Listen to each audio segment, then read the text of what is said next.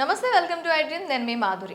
Shoulder pains, మనకి shoulder అనగానే మనకి ఎల్బో ఉంటుంది, తర్వాత బ్యాక్లో మనకి వీ షేప్ కర్వ్ ఉంటుంది, అండ్ నెక్ నుంచి వెళ్ళే నర్వ్స్ ఉంటాయి. ఇలా చాలా కాజెస్ వల్ల షోల్డర్ పెయిన్స్ అనేవి వస్తూ ఉంటాయి. మరి షోల్డర్ పెయిన్స్కి ఎలాంటి ట్రీట్మెంట్స్ ఉన్నాయి, దీనికి రాకుండా ముందుగా జాగ్రత్తలు ఎలా తీసుకోవాలి, అండ్ వచ్చిన తర్వాత ఏమైనా జాగ్రత్తలు పాటిస్తే దీన్ని తగ్గించుకోవచ్చా, డీటెయిల్గా చెప్పడానికి మనతో పాటు ఉన్నారు డాక్టర్ మనోజ్, ఆర్థోపెడిషియన్. తనని అడిగి డీటెయిల్గా తెలుసుకుందాం. Hello doctor. Doctor, shoulder pain ఇప్పుడు మనకి బ్యాక్ ఏక్ ఎలా చూస్తున్నామో ఈ షోల్డర్ పెయిన్స్ కూడా అట్లానే చూస్తున్నాం. ఇందులో ఎన్ని రకాల షోల్డర్ పెయిన్స్ ఉన్నాయి? షోల్డర్ పెయిన్స్ యూజువల్గా ఇది స్పోర్ట్స్ ఇంజరీ కూడా వస్తుంది యాక్చువల్గా.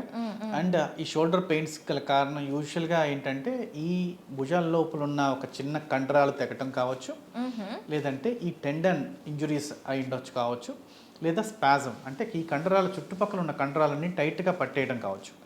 సో మన షోల్డర్ ఒక అనాటమీ ఒకసారి చూస్తే ఫ్రోజన్ షోల్డర్స్ అంటూ ఉంటారు. Frozen shoulders. సో యూజువల్గా ఏంటంటే షోల్డర్ జాయింట్ అనేది ఇలా ఉంటుంది.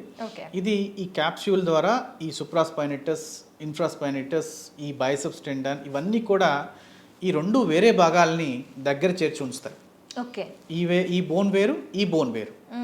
సో ఈ క్లావికల్ బోన్ వేరు. ఈ మూడు బోన్స్ని దగ్గరగా ఉంచి షోల్డర్ జాయింట్ అనేది కంప్లీట్గా పైన మజిల్, పైన స్కిన్, లోపల మజిల్, దాని తర్వాత క్యాప్స్యూల్, దాని తర్వాత టెండన్స్, దాని తర్వాత ఈ బోన్ టచ్ అయ్యేటట్టుగా అటాచ్మెంట్స్ ఉంటాయి. ఇన్ని అటాచ్మెంట్స్ కలిగి ఉంటేనే షోల్డర్ని గ్లోబల్ జాయింట్ అంటాం. మోకాలు మాత్రం మనం ఇలా ఇలా ముడుస్తూ చాపగలం అంతే, దాని పక్కకి ఇటు పక్కకి తిప్పలేము దాన్ని మోకాలు జాయింట్. అలా hip joint and shoulder joint మాత్రం గ్లోబల్ జాయింట్ అంటాం. అంటే నేను చేతిని వెనక్కి తిప్పగలను, ముందుకి తిప్పగలను, పక్కకి ఇలా తీసుకెళ్ళను, ఇలా తీసుకెళ్ళగలను. అంటే రౌండ్ కంప్లీట్ గ్లోబ్ ఎలా ఉంటుందో దాన్ని గ్లోబల్ జాయింట్ అంటారు. గ్లోబ్ ఎలా ఉందో అలా తిప్పగలిగేటట్టు ఉండే జాయింట్ గ్లోబల్ జాయింట్స్ అంటారు.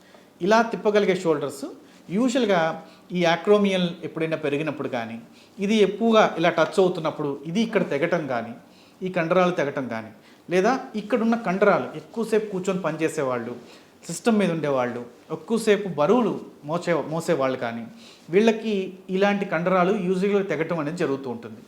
ఇది చాలా స్ట్రెంగ్తన్ చేసుకునే వాళ్ళకి, జిమ్లో ఉండే వాళ్ళకి కూడా తెగుతూ ఉంటాయి యూజువల్గా. అబ్నార్మల్గా పోస్చర్ చేసినప్పుడు మాత్రం. ఈ జిమ్లో ఉండేవాళ్ళు ఎప్పుడు కూడా ఆ వెయిట్స్ అబ్నార్మల్గా ఎత్తినప్పుడు మాత్రమే ఇలాంటి షోల్డర్ ఇంజరీస్ జరుగుతుంటాయి, మజిల్ టియర్స్ అనేటివి జరుగుతుంటాయి.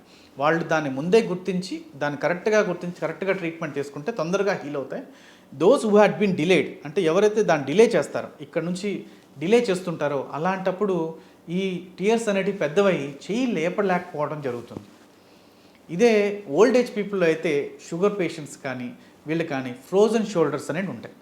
ఫ్రోజన్ షోల్డర్ అంటే మనం షోల్డర్ని పైకెత్తలేకపోవటం, ఒక దగ్గర స్టిఫ్ అయిపోవటం. అంటే ఈ రూమ్ని ఒక 100 రోజులు అలాగే తాళం వేసి పెడితే బూజు ఎలా పడుతుందో అలా షోల్డర్ జాయింట్ని మనం ఎక్కువగా ఉపయోగించినప్పుడు, అన్ని యాంగిల్స్లో ఉపయోగించినప్పుడు షోల్డర్ జాయింట్లో కూడా ఫైబ్రోసిస్ అని ఒక ఫామ్ అవుతుంది. ఈ ఫైబ్రోసిస్ అనేది ఫామ్ అయినప్పుడు ఒక తీగల్లాగా వచ్చి జాయింట్లోకి వేరేగా ఎక్కడెక్కడి నుంచో అతుకుపోతాయి. మనల్ని కదలనివ్వు. మనం కదలాలని చూస్తే అవి తెగటానికి ట్రై చేసినప్పుడు పడే నొప్పి చాలా ఎక్కువగా ఉంటుంది. దానివల్ల వచ్చే ప్రాబ్లం షోల్డర్ జాయింట్లో ఎక్కువగా ఉంటుంది. ఇది ఎక్కువ మంది ఓల్డ్ ఏజ్ పీపుల్లో ఫ్రోజన్ షోల్డర్ కానీ, లేదా ఈ పెరియాథ్లెటిక్ షోల్డర్ అంటే అరుగుదల వచ్చిన షోల్డర్ని కూడా ఎక్కువ ఉపయోగించరు. అలాంటప్పుడు కూడా ఇలాంటి ప్రాబ్లమ్స్ వస్తుంటాయి.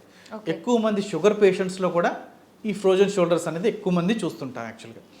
ప్లస్ స్పోర్ట్స్ ఇంజరీస్ ఆడేవాళ్ళలో ఈ షోల్డర్ టియర్స్ అవుతూ ఉంటాయి. ఈ ఏ భాగంలో టియర్ అయిందని తెలుసుకోవడానికి ఎంఆర్ఐ స్కాన్ చేస్తాం.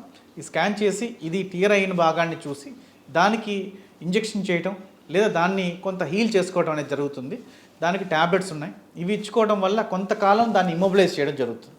దీనివల్ల బరువు అనేది షోల్డర్ నుంచి కిందకి, అంటే గ్రావిటేషన్లో పడకుండా ఈ బ్యాగ్ కానీ ఇలాంటివి కానీ ఇచ్చి దాన్ని హీల్ చేసుకోవడం జరుగుతుంది. ఈ హీల్ చేసుకోవడం వల్ల వచ్చే దీనివల్ల కొంతవరకు చాలా వరకు ఈ షోల్డర్ హీల్ అవ్వడం జరుగుతుంది. అండ్ ఈ బ్యాక్ పెయిన్స్ కూడా, అంటే నెక్ దగ్గర and middle of the neck, అంటే నెక్ నుంచి కింద భాగంలో చాలామంది స్కాపులర్ దగ్గర కూడా పెయిన్ వస్తుంది అంటారు. దీన్ని ఇంటర్ స్కాపులర్ ఏరియా పెయిన్ అంటారు దీన్ని యాక్చువల్గా. ఇది ఎక్కువ మంది ఫోన్ చూసే వాళ్ళలో వస్తుంటుంది. ఎక్కువ మంది సిస్టమ్ అండ్ కీబోర్డ్ టైపింగ్ రాదు, కీబోర్డ్ టైపింగ్ చేయాలని ప్రతి కీని చూసి టైప్ చేస్తూ ఉంటారు. అవును. వేళల్లో చాలామంది ఇలాంటి పెయిన్ చూస్తుంటాం ఇక్కడ. ఓకే. సో ఈ పెయిన్ వచ్చిన వాళ్ళందరూ కూడా చాలామంది అడుగుతుంటాను నేను, మీరు సిస్టమ్ ఏదైనా ఉంటారంటే అవునండి అంటుంటారు చాలామంది. దీనికి కూడా కారణం ఏంటంటే సిస్టంలో ప్రతి అక్షరాన్ని చూసి టైప్ చేస్తూ ఉంటారు. అలాంటి వాళ్ళకు కూడా ఈ పెయిన్ అనేది చాలా గ్రాడ్యువల్గా ఎక్కువ మందిలో వస్తుంటుంది. మరి ఇది రాకుండా ఉండాలి అంటే ఏం చేయాలి? యూజువల్గా ఏంటంటే ఇది ఇనిషియల్గా కానీ చిన్న పెయిన్ చిన్న టీయర్గా ఉన్నప్పుడే ట్యాబ్లెట్స్ ద్వారా హీల్ చేసుకోవచ్చు. అసలు ముందు నుంచే ఇలాంటి పెయిన్స్ రాకుండా ఉండాలంటే వాళ్ళు ఎంతో కొంత జాయింట్ మూవ్మెంట్ అనేది ఉండాలి. ఓకే. ఎవ్రీడే లైఫ్ స్టైల్లో ఎంతో కొంత ఎక్సర్సైజ్ అంటే మనం చేసే రెగ్యులర్ దీని వర్క్లో 90 డిగ్రీస్ అనేది 90 డిగ్రీస్ దాకా ఎత్తగలం చేతిని, అంతవరకు పనులు చేసుకుంటాం. దీన్ని మించి ఎత్తడం యూజువల్గా చేయం, 99% దాన్ని చేయం. ఎప్పుడైతే అన్ని పనులను చేస్తామో అలాంటప్పుడు ఈ జాయింట్ స్టిఫ్నెస్ అనేది చాలా వరకు తగ్గుతుంది. ఎక్కువ మంది ఓల్డేజ్ పీపుల్లో చూస్తాం కాబట్టి షోల్డర్ పెయిన్స్ అనేటివి ఓల్డేజ్ పీపుల్లో లేడీస్లో ఎక్కువ మంది చూస్తుంటాం ఈ పెయిన్స్ని. వాళ్ళకి నేను ఒకటే చెప్తుంటాను చాలామంది, మీ ఇంట్లో ఒక కాఫీ పౌడర్ ఉంటే ఆ కాఫీ పౌడర్ని పైన ఉంచి దాన్ని రెగ్యులర్గా తీసుకోమని చెప్తుంటాం. ఓకే. అలా తీసుకుంటే కూడా మూమెంట్ వల్ల కూడా ఆ ఫైబ్రోసిస్ ఏదైతే ఫామ్ అవుతుందో అది బ్రేక్ అవుతుంది, జాయింట్ మూమెంట్ అనేది జరుగుతూ ఉంటుంది. అంటే ఎంతో కొంత మూమెంట్ అక్కడ నుంచి తీసుకోవడం జరుగుతూ ఉంటుంది రోజులో ఒకసారి 2 సార్లు. దీనివల్ల ఒక 30 డేస్లో 45 డేస్లో వాళ్ళ షోల్డర్ అనేది ఫ్రీ అవ్వడం జరుగుతుంది జాయింట్. ఓకే. అంటే డైలీ వేస్లో ఇలాంటి చిన్న చిన్న ఎక్సర్సైజెస్ వల్ల కూడాను మనకి ఫ్రోజన్ షోల్డర్ ఈజీగా రిలీజ్ అయిపోతుంది. ఓకే. అంటే ఎటువంటి మెడిసిన్స్ లేకుండా. ఎటువంటి మెడిసిన్స్ లేకుండా. Okay. Okay doctor, thank you very much.